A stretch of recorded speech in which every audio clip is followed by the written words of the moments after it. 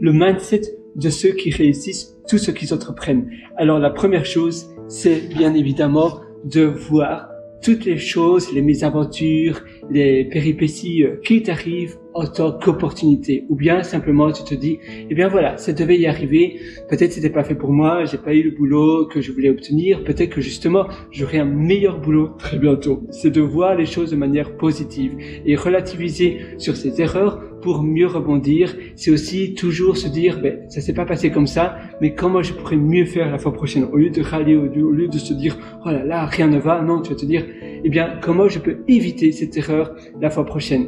Ça, c'est la première chose. La deuxième, c'est de toujours apprendre des autres. Chaque personne a quelque chose à t'apprendre. Peu importe d'où elle vient, de l'âge que cette personne-là a, de ses centres d'intérêt, il y a toujours des choses à tirer. Il y a toujours des choses à en tirer. Pardon, j'ai bu pas mal d'eau pétillante et j'ai l'impression d'avoir, je sais pas, j'ai du mal à parler du coup. Donc, de toujours voir les choses et des opportunités que tu peux récupérer.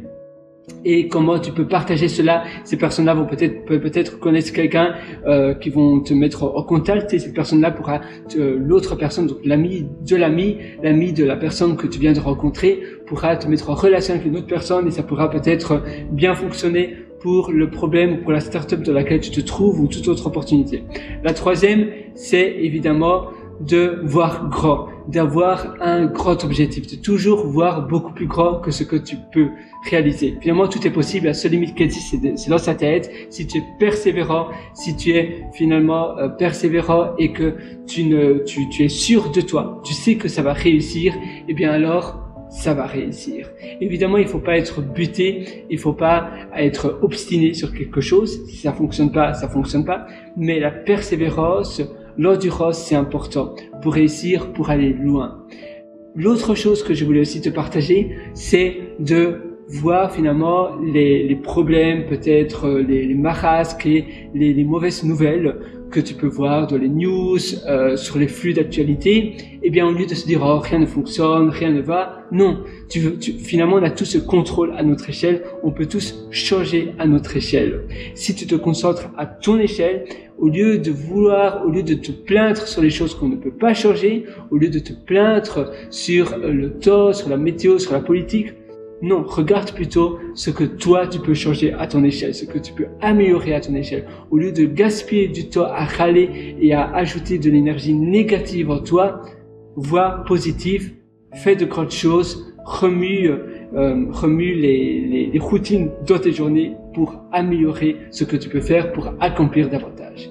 L'autre chose, c'est toujours de voir opportunité. Tout ce que tu peux réaliser en tant qu'opportunité. Tu as un business de pain, tu tiens une boulangerie, et bien peut-être tu peux aussi ajouter un nouveau business. Faire des vidéos peut-être que tu vas publier, faire des cours sur Udemy, faire des vidéos sur YouTube, où tu vas apprendre aux gens qu'est-ce que c'est un business de boulangerie, comment préparer son pain. Ça va être un cours Udemy. Et puis après, tu vas te filmer dans les coulisses d'une boulangerie. Tu vas montrer qu'il faut se réveiller à 4 heures du matin et tu vas montrer un peu ton quotidien, faire un peu des vlogs. Il y a toujours finalement, même si tu embauches peut-être un caméraman et que tu parles pas spécialement, mais qu'on te filme, il y a toujours un moyen de monétiser ce que tu fais. Il y a un business A, c'est vendre du pain, mais peut-être que tu peux aussi vendre autre chose. Ou bien tu peux proposer à certaines personnes, un chocolatier pas très loin de chez toi ou un vendeur de bière, de vendre ses produits aussi chez toi et vous faites 50-50.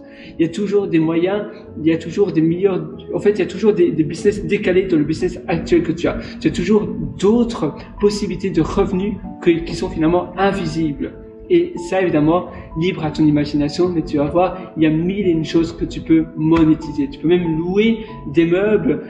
Maintenant, c'est quelque chose de très tendance. C'est des sociétés qui louent des plantes dans leur société, dans leur bureau. Donc, ils louent leurs plantes et il y a quelqu'un qui vient une fois par semaine, ils arrosent les plantes. Et ce sont des revenus récurrents et ces plantes n'appartiennent pas à la société. C'est la société tierce qui va maintenir ces plantes. S'il y a une plante qui meurt, eh bien, il va la remplacer. Ils viennent les arroser toutes les semaines. Et évidemment, là, j'ai le OK. Évidemment, c'est un revenu récurrent et c'est vraiment bénéfique pour la société de plantes, mais finalement pour la société de bureau. Ils veulent pas trop passer du temps à arroser les plantes. Ils ont pas ça, voilà, c'est pas leur business. Et c'est une plante qui meurt. Ils sont pas jardiniers, ils savent pas quoi faire. Donc c'est vraiment bénéfique finalement pour les deux parties.